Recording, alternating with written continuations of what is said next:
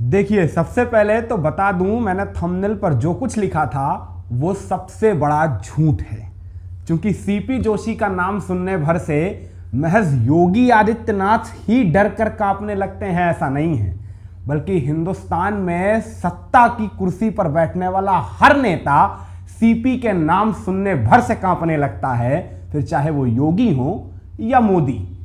इसी वजह से इस देश में पार्टियां, फिर चाहे वो भाजपा हो या कांग्रेस, अपने नेताओं के प्रशिक्षण शिविरों में अपने नेताओं को सीपी जोशी के नाम का मतलब समझाना नहीं भूलती हैं। अब जानता हूं जहन में सवाल कौन रहे होंगे कि आखिर सीपी जोशी के किरदार में ऐसा है क्या।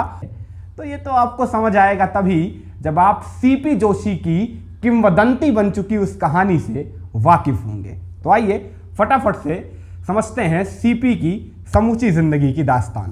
देखिए, सीपी साहब का जन्म होता है बरस 1950 में वैष्णव संप्रदाय के महातीर्थ कहे जाने वाले राजस्थान के नाथद्वारा में।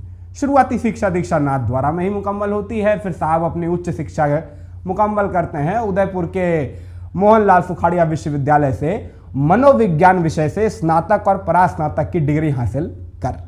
मगर मन का विज्ञान समझने वाले इस विषय से स्नातक और परास्नातक की डिग्री हासिल करने के बाद भी साहब ने अपना मन ठीक से समझा नहीं था। इसीलिए सियासत की ओर बचपन से ही गहरा रुझान होने के बावजूद साहब ने पढ़ाई लिखाई करने के बाद प्रोफेसर की नौकरी कर ली। वो तो भला हो सीपी के बाजू में रहने वाले सुखाड़िया साहब का। मोहनलाल सुखाड़िया उत्तर भारत में सबसे लंबे वक्त तक लगातार मुख्यमंत्री रहने का रिकॉर्ड जिनके नाम दर्ज है, करीब 17 बरस राजस्थान के मुख्यमंत्री रहे, वो मोहनलाल सुखाड़िया सीपी के बाजू में ही रहते थे। बचपन से सीपी को जानते थे। उन्हें जब इस बात का कहीं से इल्हाम हुआ कि सीपी ने पढ़ाई लिखाई करने के बाद सियासत में आने के बजाय प्रोफेसर की नौकरी कर ली है, तो एक रोज बुलाया उन्होंने सीपी को अपने घर, जम के लताड़ लगाई और फिर अच्छी तरह से समझाया कि करियर बनता उसी में है जहां आपका मन लगता हो। इसके बाद सुखाड़िया की समझाइश पे साहब ने प्रोफेसर की नौकरी छोड़ सियासत में कदम रखा। सुखाड़िया की ही सहायता से 1980 के चुनावों में पहली दफा चुनाव लड़ने का मौका मिला। चुनाव लड़ा, जीत दर्ज की और फिर इसके बाद राजस्थान की नाथद्वारा सीट पर टिकट मिलने और उस टिकट पर जीत दर्ज करने का जो सिलसिला शुरू हुआ 1980 से, वो फिर बरसों बरस और दशकों दशक का सफरनामा तय करता हुआ कब सीपी जोशी को 20वीं सदी से निकाल 21वीं सदी के भीतर ले आया, इसका इल्हाम तो सीपी को खुद भी ना हुआ। और जाहिराना तौर से इतने लंबे सियासी सफरनामे के दौरान कई दफा सीपी ने राजस्थान की तमाम हुकूमतों में अहम मंत्रालयों की जिम्मेदारी भी संभाली, कांग्रेस के भीतर तमाम सांगठनिक पदों की जिम्मेदारी भी संभाली। मगर सीपी के पोर्टफोलियो में असल तब्दीली तो आई बरस 2007 में, जब कांग्रेस के दिल्ली आला कमान ने अपना फरमान सुनाते हुए यह ऐलान किया कि 2008 के विधानसभा चुनाव में भारतीय राष्ट्रीय कांग्रेस राजस्थान के भीतर सीपी की अगुवाई में चुनाव लड़ेगी, जिसके राजस्थान की रवायत के मुताबिक एक ही मायने थे कि अगर बरस 2008 के विधानसभा चुनाव में भारतीय राष्ट्रीय कांग्रेस सीपी की अगुवाई में राजस्थान का चुनाव जीतती है तो सीपी होंगे राजस्थान के अगले मुख्यमंत्री।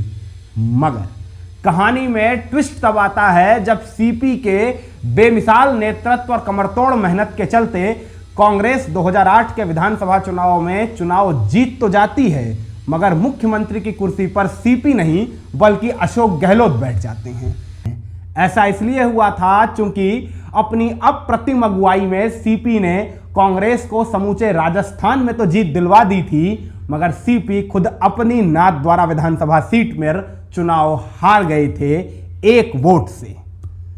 अब जानता हूं जहन में थोड़ा सा कंफ्यूजन हुआ होगा कि ज्यादा फोकस किस बात पे किया जाए, इस बात पर कि सीपी अपनी विधानसभा का चुनाव हार गए थे या इस बात पर कि सीपी महज 1 वोट से चुनाव हारे थे। क्योंकि यकीनन महज 1 वोट से अपनी विधानसभा का चुनाव हारने वाले सीपी आजाद लोकतांत्रिक इतिहास के इकलौते नेता हैं अब तक। और कमाल की बात यह है कि वो 1 वोट भी किसी और का नहीं, सीपी की अपनी बीवी का था, जो मतदान वाले दिन सीपी के नाम पर ठप्पा लगाने के बजाय ज्यादा से ज्यादा लोग सीपी के नाम पर ठप्पा लगाएं इस बात की मन्नत मांगने मंदिर चली गई थी और उन्होंने अपने मत का प्रयोग नहीं किया था अपने पति की जीत के लिए। अब इसे आप विडंबना कह लीजिए, विभीषिका कह लीजिए, या जो कहना हो कह लीजिए, मगर इस एक पराजय ने सीपी को महज राजस्थान के मुख्यमंत्री की गद्दी तक पहुंचने से नहीं रोका, बल्कि भारतीय राजनीति की किंवदंती बना दिया, सियासत का वो सबक बना दिया जिस सबक को पार्टियां अपने कार्यकर्ताओं को बार बार रटंत विद्या के सहारे याद दिलाती रहती हैं, ताकि वो हर वोटर तक जरूर पहुंचे। और आज इस कहानी के जरिए हम आपको जागरूक करना चाहते हैं असल में, ताकि आप मतदान वाले दिन अपने मत का प्रयोग जरूर करें। क्या पता जिस नेता को आप चुनाव हरवाना चाह रहे हो वो आपके एक वोट से चुनाव हार जाए, और जिस नेता को आप चुनाव जिताना चाह रहे हो वो आपके एक वोट से चुनाव जीत जाए। एक वोट सरकार बदल सकता है, मुख्यमंत्री बदल सकता है, ये एक कहानी आपको जरूर बताएगी। उम्मीद करता हूं ये कहानी आपको अच्छी लगी होगी।